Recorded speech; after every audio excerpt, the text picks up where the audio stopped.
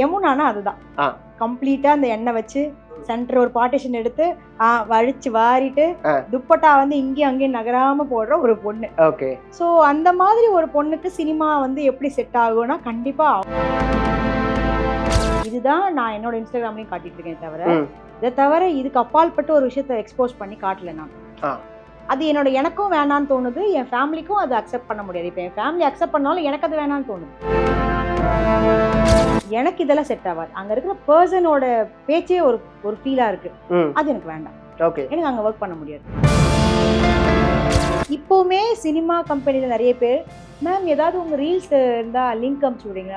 நான் யோசிச்சேன், ப்ராஜெக்ட்ஸோட லிங்க் இருந்தா கொடுங்க. அதெல்லாம் ரீல்ஸ்ல நான் என்ன பண்ணிருக்கேன், இவங்க ரீல்ஸ் கேட்குறாங்க எனக்கு புரியல அப்படின்னு நான் நினச்சிக்கிறது உண்டு. சினிமாவை நல்லா தெரிஞ்சவங்க, சினிமாவை நல்லா புரிஞ்சவங்க ரீல்ஸோட லிங்க் எல்லாம் கேட்க மாட்டாங்க. இனிஷியல் இருந்த யமுனா இப்போ இருக்க யமுனா ரொம்ப தைரியமான பொண்ணு. இப்போ இருக்கிற அந்த பொண்ணுங்கிட்ட இருக்கிற நாலேஜும் போல்டும் அந்த யமுனா கிட்ட இருந்திருந்தா சேலேம் ரவிக்கும் ஒரு ஸ்னேகாலயா மாதிரி முன்னாடியே உருவாயிருக்கும். எப்போ எக்ஸ்போவா? ஆமா, ஏன்னா இந்த பொட்டிக் வச்சுட்டாலே expo, mega expo, mega sale. ஐயோ அந்த எக்ஸ்போ இல்ல, எக்ஸிபிஷன். அதுதான் எக்ஸ்போன்ட்டாங்க. எக்ஸிபிஷன் எப்ப வேணா போடுவேன்னு கேளுங்க, எக்ஸ்போ எப்ப போடுவேன்னு கேட்காதீங்க. எக்ஸிபிஷன், சாரி எக்ஸிபிஷன் எப்ப போடுவீங்க?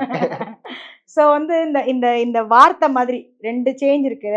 நம்ம ஆல்ரெடி பேசின மாதிரி இந்த ஆடி சேல், கிளியரன்ஸ் சேல். ஆமா, இந்த ஆடி சேலுங்கிற வார்த்தையை விட கிளியரன்ஸ் சேல்னு விரும்புறவங்க நிறைய பேர் இருக்காங்க. இந்த ஆடி சேலை விரும்புறவங்க நிறைய பேர் இருக்காங்க. சோ அந்த மாதிரி ரெண்டு கேட்டகரியா தான் இந்த எக்ஸ்போவும் எக்ஸிபிஷனும் நான் நினைக்கிறேன். சோ இன்னும் என்னன்னா, நம்ம மக்கள் வந்து இந்த விலைக்கு தான் எனக்கு புடவை நான் பாக்குறேன்னு கேட்கும் போது அந்த குவாலிட்டி அந்த விலைக்கு தான் கண்டிப்பா இருக்கும். சோ இந்த குவாலிட்டி இந்த விலைக்கு இருக்குன்னா அதை வந்து அவங்க புரிஞ்சுக்கணும், அண்டர்ஸ்டாண்ட் பண்ணணும் ஃபர்ஸ்ட். இந்த ரேட்டுக்கு நான் ஏன் இந்த புடவையை வாங்குறேன்னா, நம்ம எதுக்காக ஒரு புடவை வந்து ஒரு ஃபங்க்ஷன் கட்டு போறோம்னா எல்லாரை விட நான் சூப்பரா தெரியணும். விமன் எல்லாருமே ஒரு புடவை ஒரு இடத்துக்கு சூஸ் பண்றோம் அப்படின்னா எதுக்கு அத்தனை நேரம் பாக்குறாங்க? ஒருவேளை இவங்க கட்டிட்டு வருவாங்களோ, ஒருவேளை அவங்க கட்டிட்டு வருவாங்க. நீங்க இங்க வரும்போது இங்க இருந்து கட்டிட்டு போகும்போது நீங்க தைரியமா போலாம். இந்த மாதிரி வாய்ப்பே இல்ல அவங்க கட்டிட்டு போகிறதுக்கு. இங்க கிடைக்கிற கலெக்ஷன்ஸ் அங்க இல்ல, வாய்ப்பே இருக்காது, நம்ம தனியா தெரியும் அப்படிங்கிற ஒரு மென்டாலிட்டி எல்லாருக்கும் இருக்கும். சோ என்னோட எக்ஸிபிஷன்ல அந்த மாதிரி திங்க் பண்றவங்க வரட்டும் அப்படின்னு நான் நினைக்கிறேன். சோ சீக்கிரம் எதிர்பார்க்கலாம். சீக்கிரம் இல்ல, எனக்கான அது ஒரு டைம் கம்ஃபர்டபிள். எனக்கு என்ன டைம் வருது, என்ன ஃபெஸ்டிவலுக்கு எனக்கு டைம் கரெக்டா செட் ஆகுதோ அந்த மாதிரி கொண்டு போவேன். அங்க ஏதாவது ஆஃபர், இப்ப வந்து இந்த ஆடி தள்ளுபடி, கிளியரன்ஸ் சேல் மாதிரி தள்ளுபடிங்கிறது ஆஃபர் ஏன் நான் கொடுக்க போறேன்? ஒரு விஷயத்துக்கு ஏன் ஆஃபர் கொடுக்குறோம்? ஒரு சாரி வாங்கினா இன்னொரு சாரி அல்ல, அந்த விஷயமே எல்லாமே நம்ம வந்து பீப்பிளை வந்து அட்ராக்ட் பண்றதுக்காக மட்டும்தான். நான் எப்போ அட்ராக்ட் பண்ணணும்னு நான் அப்படி அட்ராக்ட் பண்ண நினைக்கல மக்களை. நான் நல்ல விஷயத்த தான் கொடுக்க போறேன். நான் கொடுக்க போறதுல பெரிய ப்ராஃபிட் எல்லாம் வச்சு பெரிய அந்த விலை இந்த விலை வச்சு நான் கொடுக்கல. எனக்குன்னு தெரியும் இந்த மெட்டீரியலுக்கு இதுக்கு மேல வைக்கிறது நியாயம் இல்ல, இதுக்கு இது கரெக்ட், மார்க்கெட்ல இந்த மாதிரி இருந்தா என்ன மாதிரி குடுக்குறாங்க அப்படிங்கிற ஒரு விஷயத்த நான் ஃபர்ஸ்ட் பாப்பேன். சோ அதுக்கு தகுந்த மாதிரி தான் எல்லாத்துலயுமே ஒரு ப்ராஃபிட் நான் வந்து ஃபிக்ஸ் பண்ணிருப்பேன். அது இன்னொரு டைம் நான் இந்த கடைக்கெல்லாம் வாடகை கொடுக்கறதுக்காக இல்ல நான் ப்ராஃபிட் வைக்கல, அதையும் ஃபர்ஸ்ட் புரிஞ்சுக்கணும். இதுக்கான குவாலிட்டிக்கு என்ன என்னால பெஸ்ட் என்ன பண்ண முடியுமோ அதுதான் நான் பண்ணிருக்கேன். சோ நான் எப்போ எக்ஸ்போ வச்சாலும் நீங்க சொல்ற மாதிரி இதுக்கு இவ்வளவு ஆஃபர், அதுக்கு அவ்வளவு ஆஃபர் நான் எப்ப கொடுக்க போறேன்னா, இந்த கலெக்ஷன் ஒரு டைம்க்கு அப்புறம் வராது, இல்ல இதுக்கப்புறமா இந்த கலெக்ஷன்ஸ் யாருக்கும் ஞாபகம் இல்ல அப்படின்னு ஒரு டைம் வரும்போது என்னோட ப்ராஃபிட் வந்து நான் கட் பண்ணி தான் கொடுக்க போறேன் தவிர இதுல இருந்து நான் பெருசா வச்சுட்டு அதை மாத்தல. சோ இது சீசனுக்கு நான் ஒரு ஆஃபர் கிடையாது, எப்ப வேணாலும் நான் ஆஃபர் கொடுக்கலாம். எனக்கு அந்த விஷயத்த கொடுத்துட்டு அடுத்து நான் கொண்டு வர போற டைம் எனக்கு அது ஓகே, இந்த மெட்டீரியல் இதுக்கப்புறம் மாத்தலாம் அப்படின்னும் போது மட்டும்தான் இருக்கும். Okay done. ஓகே, இப்ப சீரியல்ஸ்குள்ள வருவோம். ஆஃப்டர் சீரியல் எப்படி இருக்கு? ஆஃப்டர் சீரியல் யாரடி நீ நடிக்க போறத நிறுத்துற மாதிரி பேச இல்ல, லைக் அந்த யாரடி நீ மோகினிக்கு அப்புறம் எப்படி இருக்கு அந்த ரெஸ்பான்ஸ்? யாடி மோகினிக்கு இப்போ வரைக்கும் நான் யாடி மோகினியா தான் எல்லார் மனசுலயும் இருக்கேன். ஓகே, அதுக்கப்புறம் அத்தனை கேரக்டர் பண்ணிட்டேன். Priyal and Shruti character and அபியும் நானல் கீர்த்தி.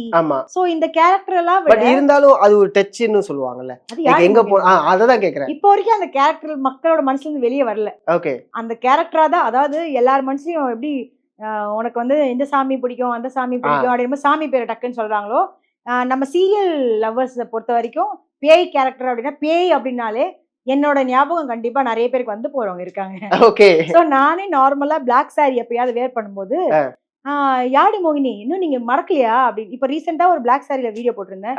நீங்க இன்னும் யாழி மோகினி இருந்து வெளியே வரலையா, அதே பிளாக் சாரி மாதிரியே போட்டிருக்கீங்க. அந்த பிளாக் சாரி அப்படின்னாலே அந்த அந்த பேஜ் பர்சனலா எடுத்துக்கிறது ஒண்ணு இருக்குல்ல அதுல. சோ அந்த கேரக்டர் இப்போ வரைக்கும் யார் மனசுலயும் வந்து போவாம இருக்கு. ஓகே. யமுனா ஏன் சூஸியா இருக்காங்கன்னு கேட்கலாமா, இல்ல யமுனா ரொம்ப பார்த்து கவனமா ஒரு விஷயத்த செலக்ட் பண்றாங்கன்னு கேட்கலாமா? ரெண்டுமே ஒண்ணுதான் என்ன பொறுத்தவரை. ப்ளீஸ். ஏன் யமுனா சூசி அப்படின்னா அது என்னோட இயல்பு.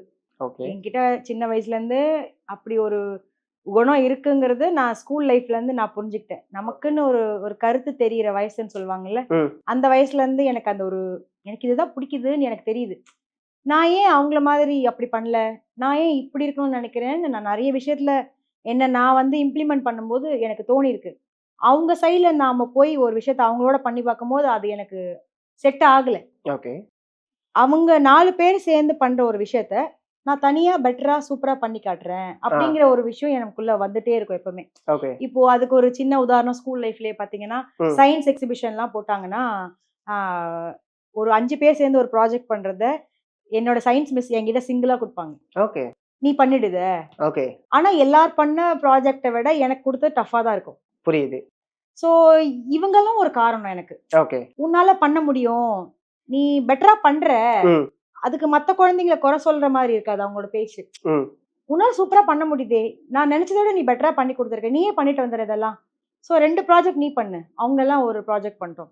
சோ 3 பேர் 4 பேர் சேர்ந்து பண்ற ப்ராஜெக்ட் ஒருத்தர்கிட்டயும் ஒரு ப்ராஜெக்டும் சிங்கிளா நான் பண்ற 2 ப்ராஜெக்ட்லாம் நான் பண்ணிருக்கேன். Okay okay. வேற ஸ்கூலுக்கு எல்லாம் நான் கூட்டிட்டு போய் சயின்ஸ் ப்ராஜெக்ட்காக பண்ண வச்சு பயோல கொஞ்சம் எனக்கு வந்து ரொம்ப இன்ட்ரெஸ்ட்.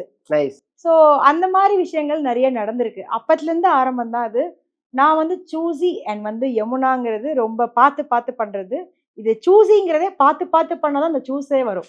Okay nice. டக்கு நம்ம சூஸ் பண்ண மாட்டோம். Correct correct. சூசிங் ஏன் பண்றோம்னா இது பெட்டரா, இது பெட்டரா, இது நல்லா இருக்கா, இது போட்டா எப்படி இருக்குமா, இந்த சாரி போட்டா குத்துமா, இது போட்டா ரொம்ப எல்லாருக்கும் கம்ஃபர்டபுளா இல்லாம போயிருமா, இத்தனை விஷயம் பண்றது நான் ரொம்ப சூஸ் பண்றேன். Okay okay. சோ இதெல்லாம் சேர்ந்ததுதான் சூஸ்னஸ்க்கு அப்புறம் தான் அந்த ஒரு விஷயமே.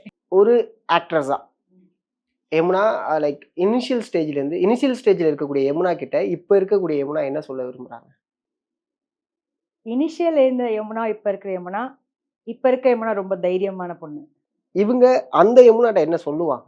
நீ அப்பவே அட்வைஸா சொல்லலாம், உன்னோட தைரியம் அப்ப வளர்ந்திருந்தா வாழ்க்கையில இன்னும் வளர்ந்திருக்கலாம். இன்னும் வளர்ந்திருக்கலான்றதுக்கு பின்னாடி எவ்வளவு ரிஸ்க் இருந்திருக்கும்னு நமக்கு ஒரு சிலதை கணிக்க முடியுது, ஒரு சிலதை கணிக்க முடியாது. ஓகே. இப்ப இருக்கிற இந்த என்னோட கூட இருக்கிறவங்க இல்ல இப்ப நான் இருக்கும்போது அப்ப இருந்த ஜெனரேஷன் ஆளுங்க, நான் அந்த வயசுல இருக்கும்போது அந்த டைம்ல இருந்த நிறைய கோ ஆர்டிஸ்ட். இப்ப அந்த டைம் நான் வந்து 9th பண்ணும்போதே சினிமாக்குள்ள வந்துட்டேன். ஆமா. அந்த டைம்ல இருக்க அந்த 9th படிக்கிற யமுனா இப்ப 9th படிக்கிற பொண்ணை நீங்க கூட்டிட்டு வந்தீங்கன்னா ரொம்ப நாலேஜா இருப்பாங்க, ரொம்ப போல்டா இருப்பாங்க அந்த மாதிரி. சோ அப்போ இப்ப இருக்கிற அந்த பொண்ணுங்கிட்ட இருக்கிற நாலேஜும் போல்டும் அந்த யமுனா கிட்ட இருந்திருந்தா இப்ப மேபி சொன்ன மாதிரி சேலேம் ரவிக்கும் ஒரு ஸ்னேகாலயா மாதிரி முன்னாடியே உருவாயிருக்கும். Okay okay. யமுனா வந்து ஒரு ஒரு கேர்ள் நெக்ஸ்ட் டோர் அப்படிங்கிற ஒரு பர்சனா தான் வந்து எல்லாருக்குமே அறிமுகமாயிருக்காங்க. லைக் இதுல ஒரு பிளஸும் இருக்கு, இதுல ஒரு மைனஸும் இருக்கு. ஓகேவா? ஸோ பிளஸ் அப்படிங்கும் போது என்ன, மைனஸ் அப்படிங்கும் போது என்ன? பிளஸ்ன்னும் போது இப்போ நம்ம ஷாப்க்கு அப்புறமா என்ன அப்ரோச் பண்ணி ஒரு விஷயத்த ஐடியாவா கேட்கறதுக்கு நிறைய பேர் வந்து கேட்கறாங்க. ஓகே. அது ஒரு பக்கம் சந்தோஷம் தான். ஏன்னா அவங்க என்கிட்ட ஐடியா கேட்கணும்னு அவசியம் இல்ல. இப்ப ஈவன் மேம் இந்த பிளவுஸ் இதுக்கு செட் ஆகுமா, இது போடட்டுமா, நீங்க நீங்க சொல்லுங்களேன் அது எப்படி பண்ணீங்கன்னு எனக்கு கொஞ்சம் இந்த இந்த மாதிரி கண்ணு எழுதும் போது அது எப்படி பண்ணீங்க கொஞ்சம் சொல்லுங்க. இந்த லிப்ஸ்டிக் எப்படி சூஸ் பண்ணலாம் சொல்லுங்க மேம், எனக்கு வந்து நான் வந்து டார்க் டோனா இருக்கேன், எனக்கு இது எப்படி சூஸ் ஆகும் கொஞ்சம் சொல்லுங்க மேம், கோச்சுக்காதீங்க அப்படி கேட்பாங்க. அப்ப இதை ஏன் கேக்குறாங்கன்னா நீங்க சொன்ன மாதிரி நம்ம பக்கத்து வீட்டு பொண்ணு கிட்ட ஒரு பேசுற அந்த ஒரு விஷயமும் என்கிட்ட இருக்குன்னு அவங்களுக்கு ஃபீல் ஆகுது. இன்னொன்னு அவங்க சொன்னா கரெக்டா இருக்கும்னு ஒரு பக்கம் யோசிக்கிறாங்க. சோ அதுக்கு நான் வந்து ஆன்சர் சொல்றதுக்கு ஒரு சம்டைம்ஸ் சந்தோஷமா நான் சொல்லிடுவேன். ஓகே. ஆனா இப்போ இந்த ஷாப்க்கு அப்புறமா என்னன்னா ஆன்லைன் என்குவரிஸ் நிறைய வரல. ஓகே. அதுல என்னன்னா நிறைய பேர் அன்வான்டடா நமக்கு தெரியாது, அது ஒரிஜினலா ஒரு உமன் தானா இல்ல அது யாரு என்ன எதுவுமே தெரியாது. சம்டைம்ஸ்ல அது ஒரு ஒரு மென்னோட நேம் கூட இருக்கும். அப்போ மேல் ஃபீமேல் வரும்போது ஒரு பதில் சொல்றதுக்கு கொஞ்சம் எனக்கு கொஞ்சம் யோசிப்பேன். ஓகே இதுக்கு பதில் சொல்லணுமா, ஏன்னா அவங்க எதுக்காக என்கிட்ட பேசுறாங்கன்னு தெரிய மாட்டேங்குது. ஓகே அந்த மாதிரி ரொம்ப சும்மா மெசேஜ் அனுப்பிச்சு கேட்கும்போது, நான் சாரி பத்தி கேட்கும்போது எனக்கு வேற வழி இல்ல, அதுக்கு ஓகே பதில் சொல்லணும். ஆ இப்போ அது சேலம் ரவிக்கும் பேஜ் வரும்போது இப்ப அதை நானும் ஹேண்டில் பண்றேன், இங்க இருக்கிற நம்ம இங்க ஷாப்ல இருக்கவங்களும் அதை ஹேண்டில் பண்றாங்க. ஓகே அதே டைம்ல அது என்னோட இந்த பேஜுக்கு வந்து அது கேள்வி கேட்கும் போது இதுக்கு பதில் சொல்லணுமா வேணாவா தெரியலையே, இதுக்கு ஓகே பதில் சொன்னா அவங்க என்ன மாதிரி நினைச்சு பேசுறாங்கன்னு தெரியலையே, இதெல்லாம் நமக்கு தேவையா அப்படிங்கிற ஒரு விஷயம் எனக்கு எப்பவுமே ஒரு கொஸ்டின் மார்க்காவே இருக்கும். ஓகே ஏன்னா அது அன்வான்டா நிறைய விஷயங்களை கிரியேட் பண்ணிடக்கூடாது எதையும். புரியுது. ஸோ அந்த மாதிரி ஒரு, ஏன்னா ஒரு யமுனாவாவும், அதாவது ஒரு சேலையும் ரவிக்கும் அந்த ஒரு ஷாப் பத்தி யோசிக்கும் போது ஒரு ஆண்டர்பிரினராகவும் ஒரு ஆக்ட்ரஸாவும் ம் அது ரெண்டுமே சேர்ந்து ஹேண்டில் பண்ணும்போது ஒரு பயத்தோட ஹேண்டில் பண்றேன், அவ்வளவுதான். ஓகே. ஸோ 9th படிக்க யமுனா வந்து ஃபர்ஸ்ட் உள்ள வந்தாங்க, ரைட்டுங்களா? நீங்க சொன்னபடி. ஸோ நீங்க சொன்னது தான். இப்ப இருக்கவங்க நல்லா போல்ட்டா இருந்தாங்க. எஸ். அப்ப இருந்த யமுனா வந்து நெறைய விஷயங்களுக்கு நோ சொல்ல முடியாம இருந்திருக்கலாம். ஃபியர் இருந்திருக்கலாம். லைக் சில விஷயங்கள ஃபேஸ் பண்ணியிருந்திருக்கலாம். எஸ். ஏன் இந்த ஃபீல்டு?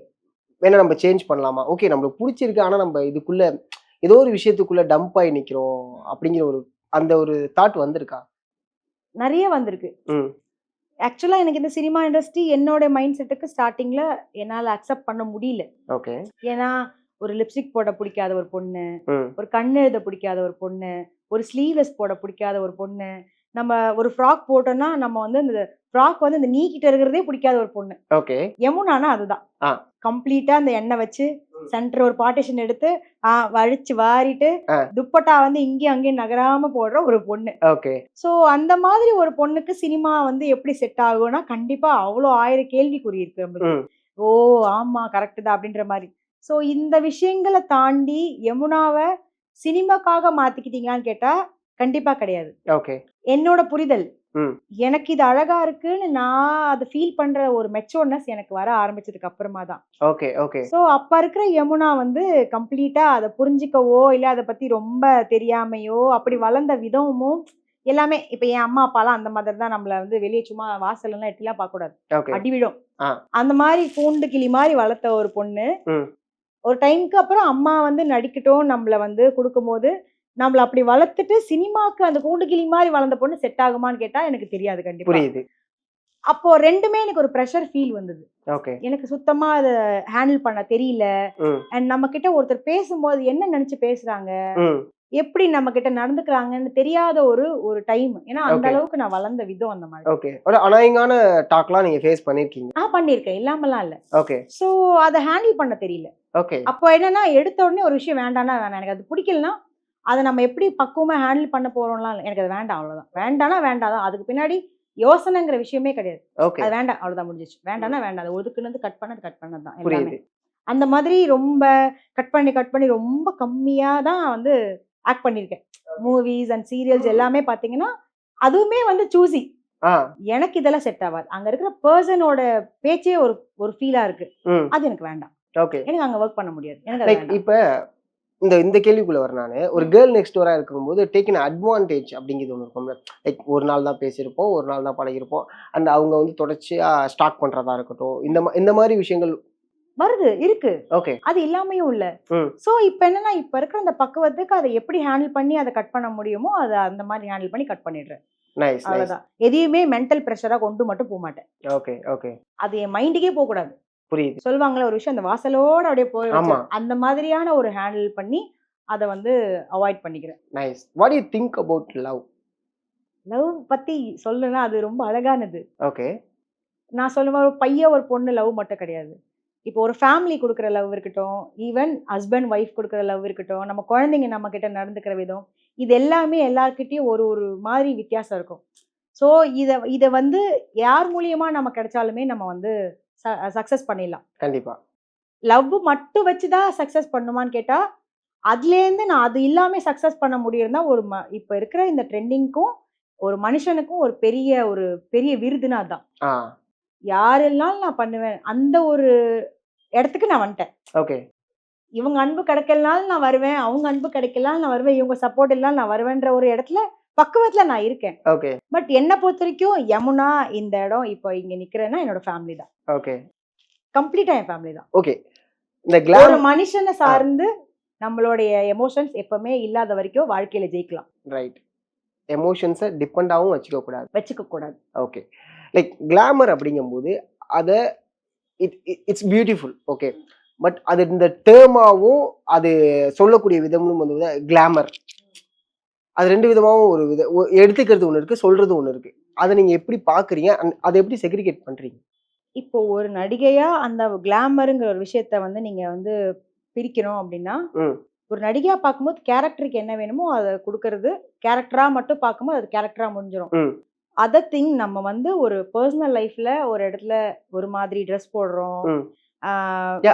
அதுதான் இந்த ஒரு மாதிரி இருக்குல்ல, இந்த வேர்டு தான் அந்த கிளாமருங்கிற ஃப்ரீடமை டிஸ்டர்ப் பண்ணுதோ அப்படிங்கிற ஒரு, அதையே நீங்க அதை கிளாமர்னு சொல்லக்கூடாது. பர்சனல் லைஃப்ல நம்ம போட போற விஷயம் கிளாமர் இல்ல, அது ஒரு மாதிரி. ஓகே, நான் அப்படிதான் நினைக்கிறேன். ஓகே. இப்ப சினிமா அப்படிங்கிற விஷயம் வேற, உண்மைங்கிறது வேற. இப்போ சினிமான்னு இப்போ நம்ம ஒரு கேரக்டர் கூட நடிக்கிறோம், நம்ம ட்ரெஸ் வந்து கிளாமரா போட்டிருக்கோம். எப்ப ஒரு மாதிரி இல்ல, கிளாமரா போட்டிருக்கோம். இப்ப நடிக்கும் போது அவங்களோட டச் பண்ணி நடிக்கிறோம்னா அது சினிமா. சினிமாக்கு முன்னாடி 2 பேர் தான் அந்த கேமராக்கு முன்னாடி நடிக்கிறாங்க. அதை தவிர வேற யாருக்கும் அதுல சம்பந்தம் கிடையாது. அது சினிமா அந்த ஒரு வேலையோட முடிஞ்சு போயிடுது. இப்போ நம்ம அதை வெளியே அங்கேருந்து வெளியே வரும். இப்போ ஒரு மாதிரி ட்ரெஸ் போடுறோம். ஓகே. இப்போ ஒரு மாதிரி ட்ரெஸ் போடும்போது நான் ஒரு மாதிரி ட்ரெஸ் போட்டு வெளியே போனா பாக்குறவங்க கண்ணு என்ன பாக்குறாங்க, நான் அதை பார்ப்பேன். ஓகே. என்னோட மைண்ட் என்ன யோசிக்கும், இவங்க ஏன் நமக்கு அதை யோசிக்காமே போட்டு போனா அவங்க என்ன நினைக்கிறாங்க நமக்கு தெரியல. ஆனா பாக்குற 10 பேர் ஒருத்தவங்க பார்வை ரொம்ப நம்மளுக்கு ஒரு மாதிரி ஃபீல் ஆகும். நம்மளுக்கே ஒரு ஃபீல் வந்து ஐயோ அசிங்கமா ஃபீல் ஆகும் தெரியுமா? அந்த மாதிரி ஃபீல் ஆகுற இடம் தான் பப்ளிக். இப்போ நம்மளும் ட்ரெஸ் ஒரு மாதிரி போட்டு பாக்குறவங்க எல்லாம் தப்பு நம்ம சொல்லவும் கூடாது. ஓகே. சோ இப்போ இதுக்கு வெளியே இருக்கும்போது நம்ம ஒரு மாதிரி ட்ரெஸ் போடும்போது 1000 பேர் கேள்வி வரும். ஃபர்ஸ்ட் ஃபேமிலி, இது உனக்கு இங்க தேவையா, இந்த ட்ரெஸ் தேவையா? இப்ப நானே நம்ம ஃபேமிலிக்குள்ள ஒரு ஃபங்க்ஷன் நடக்குதுன்னா நான் வந்து ஒரு ஸ்லீவ்லெஸ் பிளவுஸ் போட்டோ இல்லைன்னா பிளவுஸ் வந்து ஸ்லீவ்லெஸ்ஸையும் தாண்டி கொஞ்சம் கிளாமரா கிளாமர் இல்ல ஒரு மாதிரி தெரியுது அப்படின்னா எடுத்த உடனே ஃபர்ஸ்ட் அம்மா கேட்பாங்க, இந்த இடத்துக்கு இந்த பிளவுஸ் தேவையா? ஓகே. என் அக்கா கேட்பாங்க, ஓகே, ஏன் கீதா இந்த பிளவுஸ் எப்படி போட்டு வந்த, வேறமா போட்டு வந்திருக்கலாம்ல, நீ இது வேற எங்கன்னா போட்டு போலாம். இப்ப இது ஏன்னா என்னோட வீட்டுக்குள்ள எத்தனை பேர் மைண்டை டிஸ்டர்ப் பண்ணுது. ஓகே. எல்லாருக்கும் என்னன்னா அவளை தப்பா பேசிட போறாங்களோ, தப்பா பார்க்க போறாங்களோ, என் கூட இருக்கவங்களுக்கு என்ன பத்தின கவலை. அதே மாதிரி எல்லார் வீட்டுல இருக்கவங்களுக்கும் அவங்க அவங்கள பத்தின கவலை இருக்கும். ஓகே. சினிமாங்கிறது கேமராக்கு அந்த பக்கம் நடிக்கிறோம், நம்மளோட ப்ரொடெக்ஷன் அங்க இருக்கு, நம்மள ப்ரொடெக்ட் பண்றதுக்கு அத்தனை பேர் இருக்காங்க. அங்க நடக்க போற விஷயம் அந்த கேமராக்குள்ள பதிவாகுதுன்னா அங்க இருக்கிற 2 பேரை சார்ந்தோ அது பின்னாடி இருக்கவங்களை அதை பாதுகாக்கிறதுக்கும் அத்தனை பேர் இருக்காங்க. பப்ளிக்ல அப்படி கிடையாது. சோ அதனால நம்ம எங்க அதை பயன்படுத்துறோங்கிற ஒரு விஷயம் இருக்கு. இடம் பொருள் ஏவல் இருக்குல்ல, அது மாதிரி ஒரு சில விஷயங்களை கொண்டு போயிட்டோம்னா அது ரிஸ்க் கம்மியாகும். அண்ட் இப்ப இன்ஸ்டாகிராம் வந்து ரொம்ப பூமா இருக்கறனால, Instagram influence, Instagram marketing so இதெல்லாம் இருக்கிறதுனால இந்த டேர்ம் வந்து இப்போ ரீசெண்டாக கொஞ்சம் அதிகமாயிட்டு இருக்கு. என்ன அப்படின்னா லைக் இவங்களுக்கு ஃபாலோவர்ஸ் அண்ட் லைக் வரணுங்கிறதுக்காக இது பண்ணுறாங்க.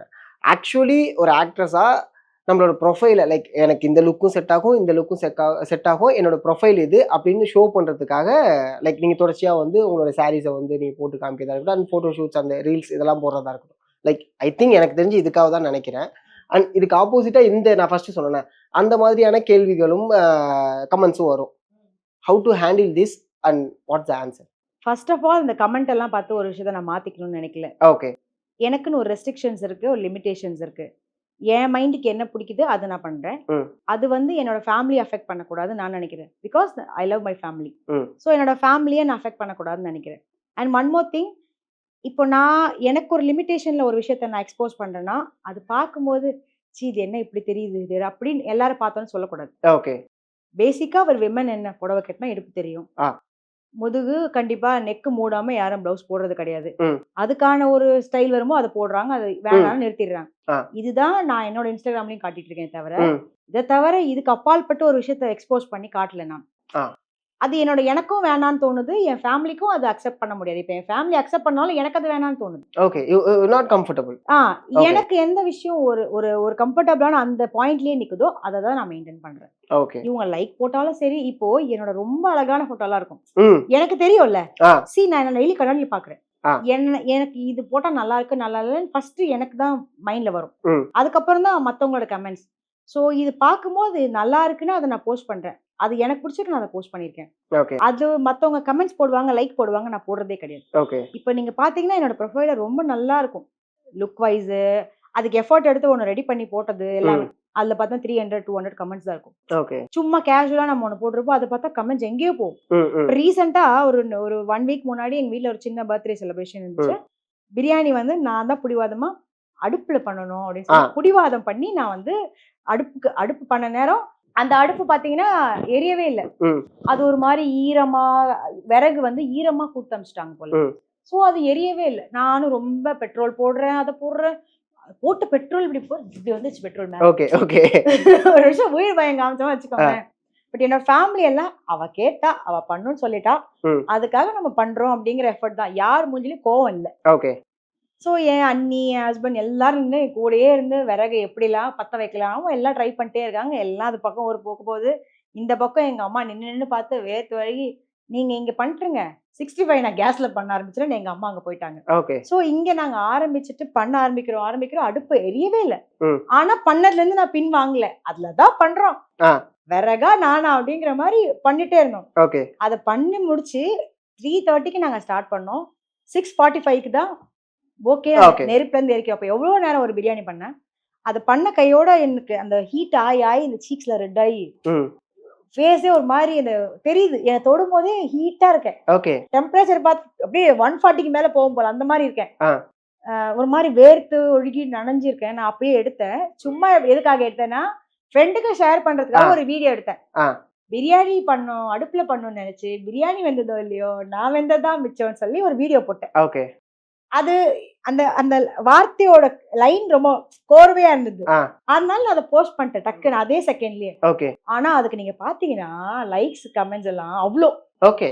அதாவது அது வேற எஃபர்ட், இதுக்காக போடணும்னு எஃபர்ட் எடுத்தது இல்ல, டக்குன்னு பண்ண விஷயம். ஓகே. சோ எஃபர்ட்டுக்கும் அது ட்ரெண்ட் ஆகிறதுக்கும் நிறைய வித்தியாசம். மக்கள் சில நேரத்து இந்த கேஷுவலா இருக்கிறத விரும்புறாங்க. Okay okay. இந்த அலங்காரத்தை விரும்பல அப்படின்னு ஒரு பக்கம் யோசிக்க வைப்பாங்க. ஒரு பக்கம் அலங்காரம் எதுக்கு நம்ம கொடுக்கறோம்னா என்னோட ப்ரொஃபஷன் அது. அதுதான் எக்ஸாக்ட்டா அதுதான் சொல்ல வரேன். என்னோட ப்ரொஃபஷன் அது. சோ எப்பவெல்லாம் என்ன வந்து என்னோட செல்ஃப் வந்து ரொம்ப அழகா தெரியணும், நம்ம ஒரு கேரி பண்ணணும் நம்ம செல்ஃப். அது அதை காட்டும்போது ஒரு பெர்ஃபெக்ட் ஆக்டரா நான் காட்டணுங்கிறதுக்கு தான் ரெடி ஆகி போடுறது.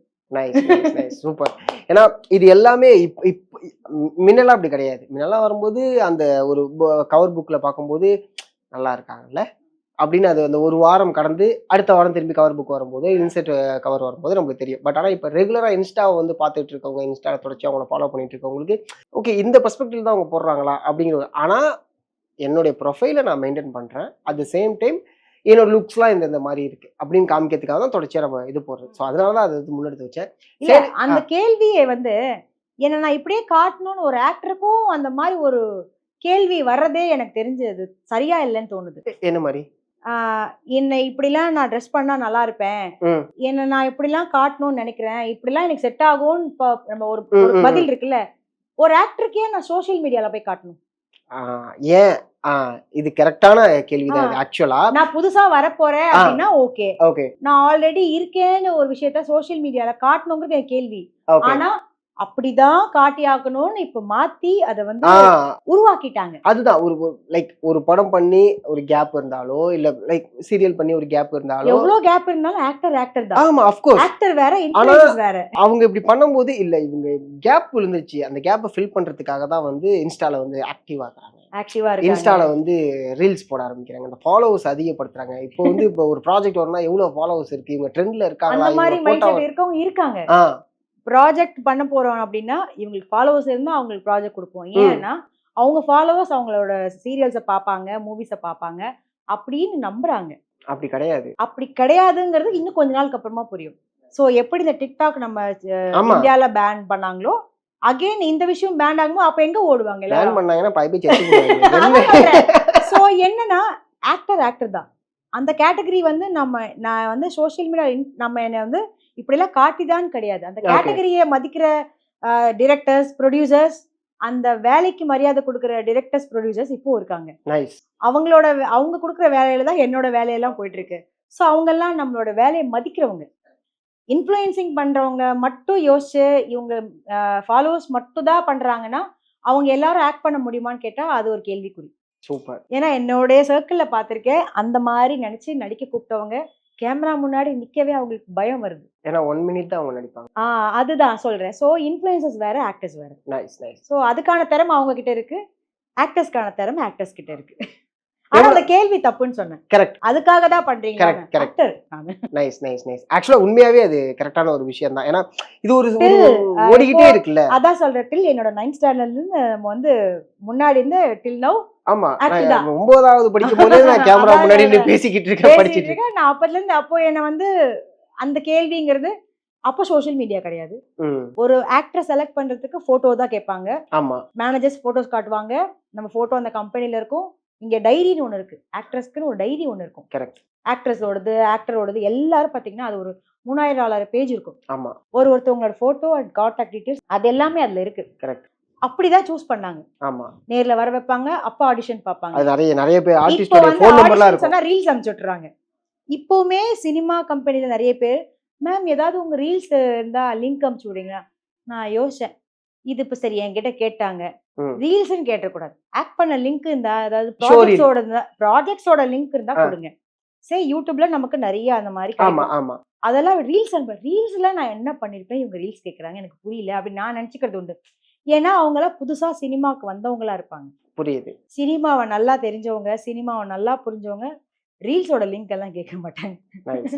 Super ma'am, super. யமுனாவோட நெக்ஸ்ட் என்ன? What next? யமுனாவோட நெக்ஸ்ட் என்ன? யமுனாவோட நெக்ஸ்ட்ல வரும்போது தெரியும். Of course. என்னோட நெக்ஸ்ட் நான் ஏன் சொல்லணும்? ஓகே, அது கொஞ்சம் சீக்ரெட் தான். எஸ். Okay, done. ஏன்னா ஒரு பிளான் அண்ட் ஒரு வென்ச்சர் இருக்கும்ல. இல்ல என்ன பொறுத்த வரைக்கும் என்னன்னா, ஒரு மனுஷனா இருக்கட்டும், ஒரு மனுஷனோட தகுதியை யார் சொல்லியே வரதில்லை. தகுதி நான் என்ன தகுதி நான் காட்டணும் அப்படின்னு நினைக்கிற ஆளு. ஏன் தகுதி என்ன நான் சொல்றேன் அப்படின்னு நினைக்கிற ஒரு ஆள் நானு. ஸோ ஒரு சில விஷயங்கள் அதுதான். யமுனாவோட நெக்ஸ்ட் நான் ஏன் வந்து உங்ககிட்ட முன்னாடியே சொல்லணும்? என்னோட உழைப்புல அது ஓடிக்கிட்டே இருக்கட்டும், அது பாட்டு நடக்கும். ஓகே. அது அதோட எஃபோர்ட்டை ஃபர்ஸ்ட் நான் காட்டாம, அதோட எஃபோர்ட் முடிஞ்சு சக்சஸ்க்கு முன்னாடி ஒரு புள்ளியில நிப்போம். அந்த புள்ளியில நான் சொல்றேன். சோ அந்த புள்ளியில தான் இப்ப நிக்கிறேன். அதனாலதான் இப்ப இந்த சேலையம் ரவிக்கும் ஷாப்பை பத்தியே சொல்லியிருந்தேன். Super ma'am. ஏன்னா லைக் நான் ஃபர்ஸ்டே சொன்ன மாதிரி சேலையம் ரவிக்கும்ல உள்ள வரும்போது நிறைய விஷயங்களை நான் பார்த்தேன். ஜஸ்ட் நம்ம இங்க கேமரா முன்னாடி பேசுவோம் அப்படிலாம் இல்லாம, ஏன்னா வந்தவொடனே நான் ஒரு சாரீ எடுத்து பார்த்தேன். அதோட ரேட் கேட்குறேன் அப்படின்னா அந்த சாரீ என்ன இம்ப்ரெஸ் பண்ணிச்சு. ஸோ ஒவ்வொருத்தவங்களுக்கும் ஒரு டேஸ்ட் இருக்கும். என்னோட டேஸ்ட் அதுக்குள்ள இருந்துச்சு. ஃபைன். அப்படிங்கும்போது நிறைய விஷயங்கள் இதுக்குள்ள இருக்கு. அண்ட் அபிஷா சொன்ன மாதிரி ரொம்ப அழகா பிளான் பண்ணி சொல்லுவாங்கல்ல, இக்லூ வந்து சின்னதாக தான் இருக்கும், அது ஆனால் உள்ளே போகும்போது கொஞ்சம் ஒரு ஃபீலாக நல்லா இருக்கும் அப்படிங்கிற மாதிரி தான் ரொம்ப அழகாக செட் பண்ணியிருக்கீங்க. கங்க்ராச்சுலேஷன். அண்ட் அடுத்த ஃப்ரான்ச்சைஸுக்கு நாங்கள் வெயிட் பண்ணிட்டு இருக்கோம். அது சீக்கிரமே நடக்கும் நம்புவோம். கண்டிப்பா.